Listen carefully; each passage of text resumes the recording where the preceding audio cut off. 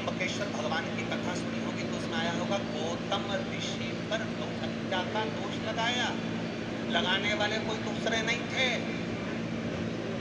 हत्या का दोष लगाने वाले कोई दूसरे नहीं थे, वही के संत साधु ऋषिवर ब्राह्मण जन, जिन्होंने गौ माता को गणेश जी को गाय बनाया और गौतम ऋषि के आश्रम में भेज दिया, और गौतम ऋषि के आश्रम में भेजा और गौ माता को गणेश जी को गाय बनाकर भेजकर कहा कि गणेश जी तुम्हें हम गाय बनाकर भेज रहे हैं और तुम्हें गौ माता बनकर गौतम ऋषि के आश्रम में मरना पड़ेगा, प्राण छोड़ना पड़ेगा।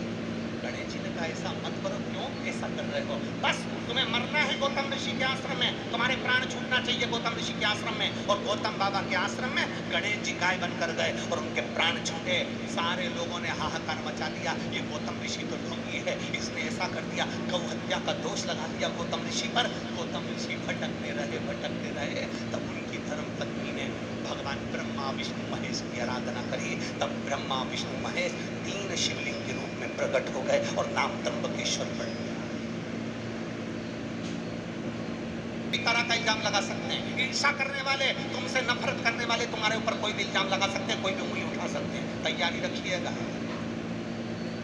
नगरी में पानी नहीं गिरना चाहिए, मानधाता की नगरी में अन्न नहीं होना चाहिए, मानधाता की नगरी में सब भूखे रहना चाहिए, मानधाता की यज्ञ करा, देवताओं को रिझा लिया, देवताओं को रिझाया तो गरुड़ सबको मिलाकर कह दिया मानधाता की नगरी में पानी ना मिले, मानधाता की नगरी में अन्न ना हो, मानधाता की नगरी में सब अकाल पड़े, भूखा रहे, मानधाता की नगरी में सूखा पड़ने लगा, हाहाकार मचने लगी, सब जीव परेशान होने लगे।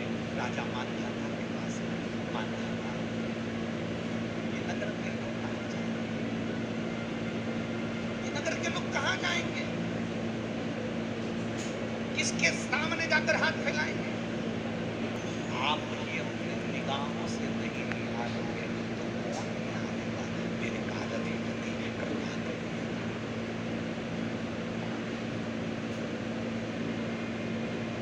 हमारा कुछ न बिगड़ेगा, तुम्हारी शान पकड़ लो हाथ त्रिपुरा,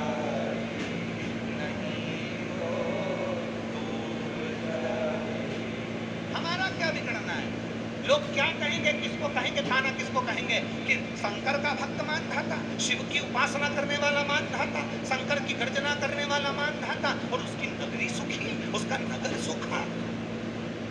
ईर्षा करने वालों ने देवताओं को प्रसन्न कर मानधाता की नगरी में पानी नहीं मिलने दिया।